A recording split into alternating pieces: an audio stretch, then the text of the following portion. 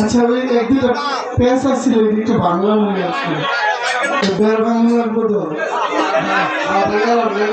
বের কি ভালো সত্যি কেমনি করলি কানা কানা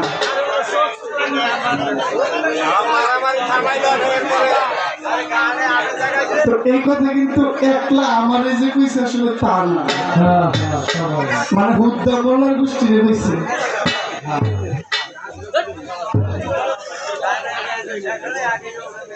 কি গো বাবা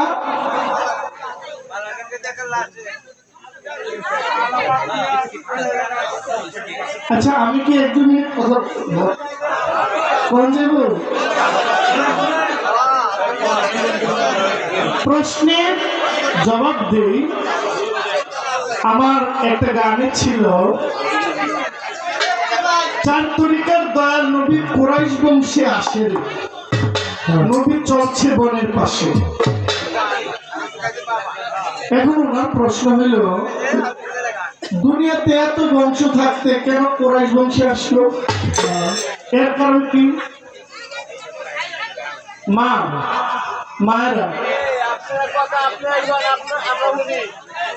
মা আপনার বাবা একটু আসতে বাবা বাবা ঠিক আছে একটু আসতে মায়ও বাবা একটু আসতে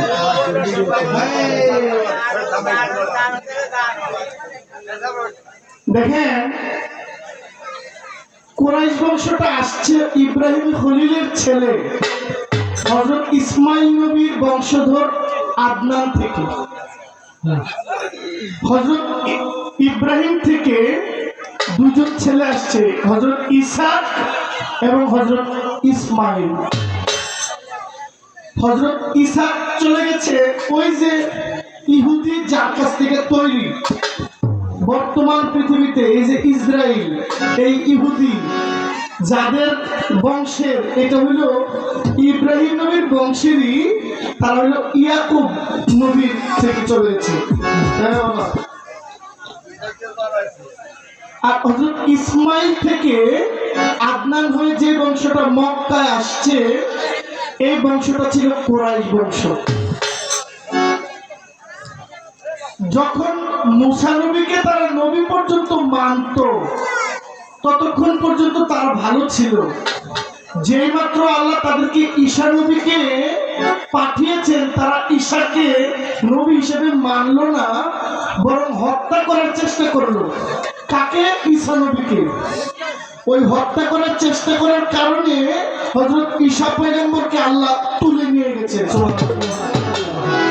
এটা তো সত্য ওই ঈসা পয়গম্বরকে না মানার কারণে এই যে মানে নাই এই যে বংশটা বের হয়ে গেছে এটা চলে গেছে ইহুদির বংশ খারাপ লোক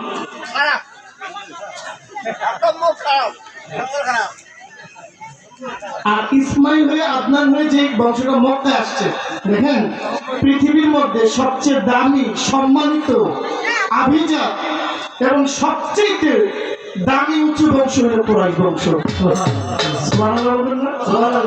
কুরাইশরা তৎকালীন সময় আজকের যে ইথিওপিয়া এই যে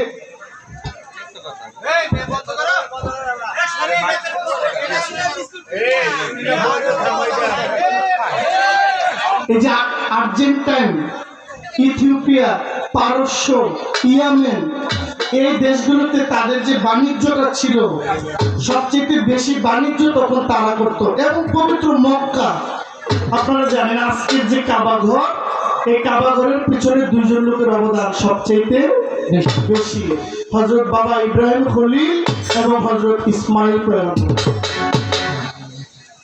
এই কাবা শরীফের ঠিক পাশে একটা পিলার আছে তওবা পিলার আপনারা যারা গেছেন তারা জানেন লম্বা ঘটনা আমি এখানে রাখলাম কাবা এই যে কুরাইশ বংশ এই কাবা ঘরের দায়িত্ব নিয়েছিল তারা এই কাবাকে রক্ষণাবেক্ষণ করতো তারা এই কাবার সমস্ত ভরণ পোষণ দায়িত্ব সমস্ত কিছু ছিল কুরাইশদের হাতে আর এই বংশে বনু হাশিমি গোত্রে আসছেন আমার দয়াল নবী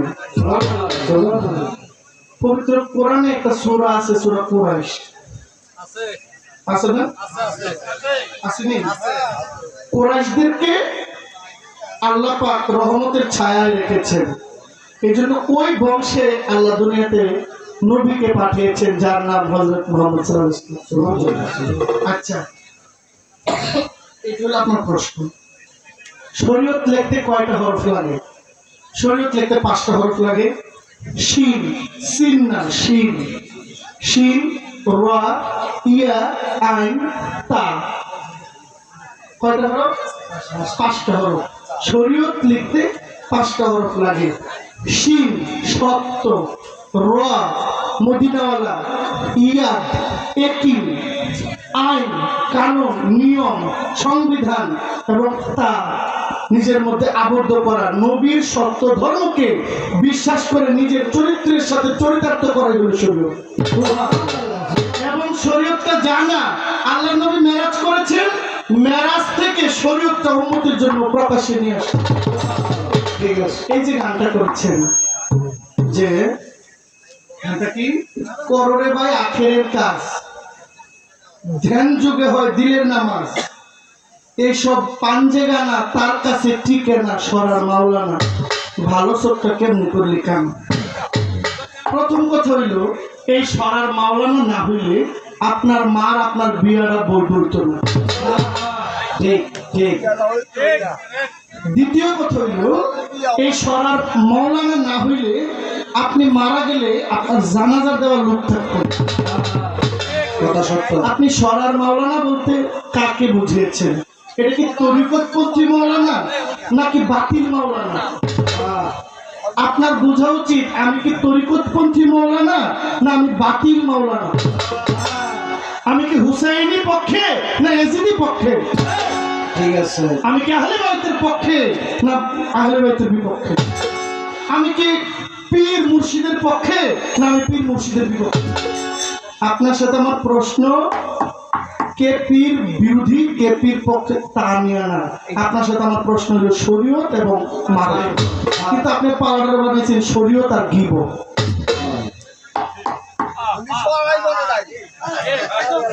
আপনি পালাটা বানিয়েছেন শরীয়ত আর গীবত।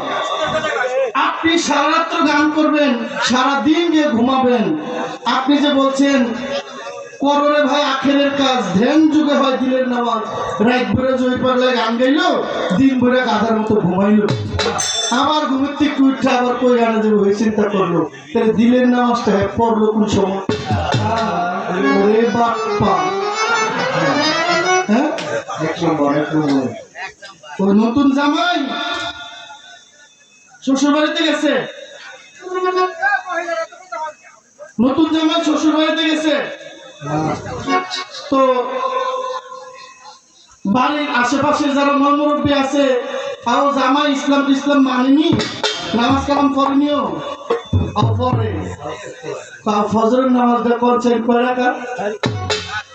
জামাই তো মনে করেন একটা হঠাৎ না জানলেও তো আটকা জিগেছে, একটা ঠিকবিক খেয়াল লাগছে, তো শাশুড়ি ফর্দার জানলা ফর্দা বলে জামাই কোন 4 রাকাত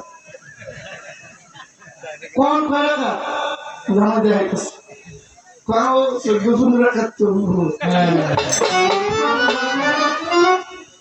গ্রামের মুরব্বীরা বেশি আসছে,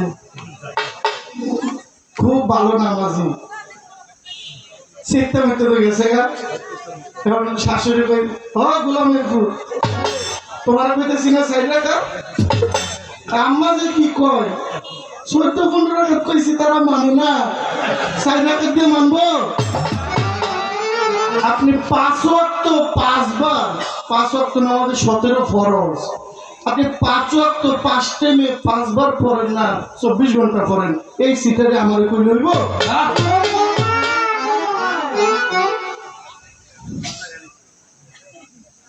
আপনার তো এই গানটাই আমার আসে না। আমি যদি আপনার তরিকত নিই, আমি কি বলছি, আপনি আমার দাওয়াত দেওয়ার দরকার নাই, আপনার বাড়ির খাবার ভালো হইলে এমনি খাবো। তার মানে আমার সহমত আছে না? আমি কি না করছি যে আমি যাইতাম না? আমি বলছি আপনি দাওয়াত দেওয়ার দরকার নাই, আপনার খাবার স্বাদ হলে, খাবার মানে কি খাওন, আপনার আচার আচরণ ব্যবহার ভালো হইলে আমি তরিকতে চলে যাবো। প্রত্যেকটা মানুষ তরিকতপন্থী, আমি নিজেও মাঝ ভান্ডারের গোলাম। আমি আমার মাথায় কেল্লা বাড়ি দিলে আমি কমু আমি তরিকত মানি না। কি আমার অস্তিত্ব তরিকত, আমি গান গাই তরিকতে, আমি এটাকে অস্বীকার করার সুযোগ আছে? আমি বলছি আপনি আমার দাওয়াত দেওয়ার কোনো দরকার নাই। এখানে গান হয়েছে সবাই দাওয়াত দিয়েছে, এইটাও একটা মিশে কথা। এখানে এত লোক আছে সবাই দাওয়াত দিচ্ছে না, কেউ শুনছে গান হইব, আর একটু গান শুনো।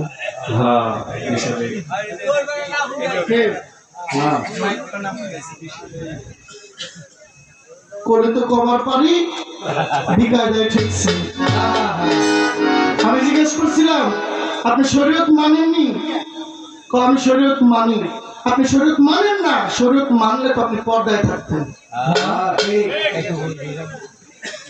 শরীয়ত মানলে আপনি পুরুষ থেকে দূরে থাকতেন। যেহেতু আপনি স্টেজে দাঁড়িয়ে তরিকতের গান করেন, আমি এটাকে খারাপ দৃষ্টিতে দেখবো না, কিন্তু কোথাও না কোথাও আপনার শরীয়তের কোনো না কোনো জায়গায় একটা ভুল ছুটে আপনি মানেন, এটা করলেই হবে নাকি? আমরা অনেক সময় ভুল করি না, অনেক সময় ভুল হয়ে যায়। আমি একটা গান করি।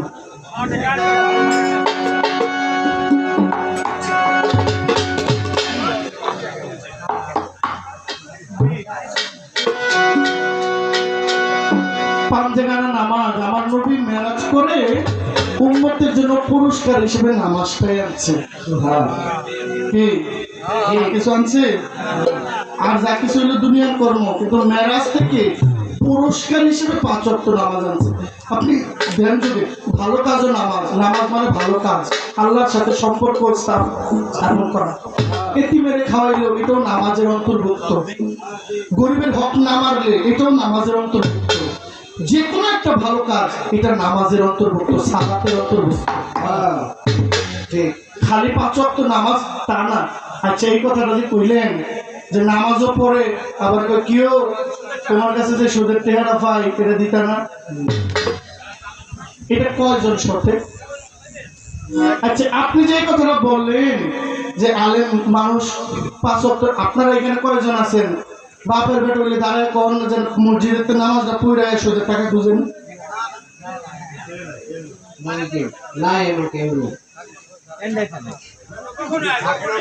পাঁচ ওয়াক্ত নামাজ পড়লেই যে মানুষ সুদের টাকা খুঁজে খায়, এটা কোনো কথা হইল না। এটা নিছক একটা গল্প। আবার অনেকে নামাজ কালাম পড়ে না, তার কান হইল সুদে টেহা লাগে, তার কান ঘুরে ফিরে এনতে এনতে লইব। সুদ খায় না কে?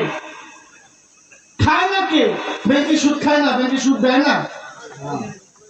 আবার কেউ সুদ খায় না।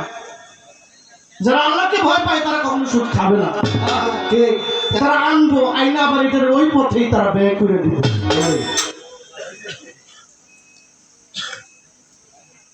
ফকিরের মধ্যে দেখি ভাই ভাই মিল নাই, এমন বউ ফকির দেখছি নিজের ফকিরের জায়েজ করতে গিয়ে আরেক ফকিরের বদনাম করে, এক ফকির আরেক ফকিরের বিরোধ করে বদনাম করে। আমি করি কইতারি না, এগুলো তো পালায় আসে না। ভালো চোখটা কেমনে করলি খান না, এগুলো করবে ওয়াহাবি মার্কা মৌলবী, যেগুলো কট্টরপন্থী, যেগুলো মাজার বিরোধী, যারা নবী বিরোধী, যারা পাঞ্জাতন বিরোধী, যারা মাওলা আলী বিরোধী। আপনি তাদের যদি কথাই বোঝেন যে ওই পক্ষের শিল্পী, তাহলে তাদেরকে ধুয়ে দিবেন। এইসব শিল্পী না।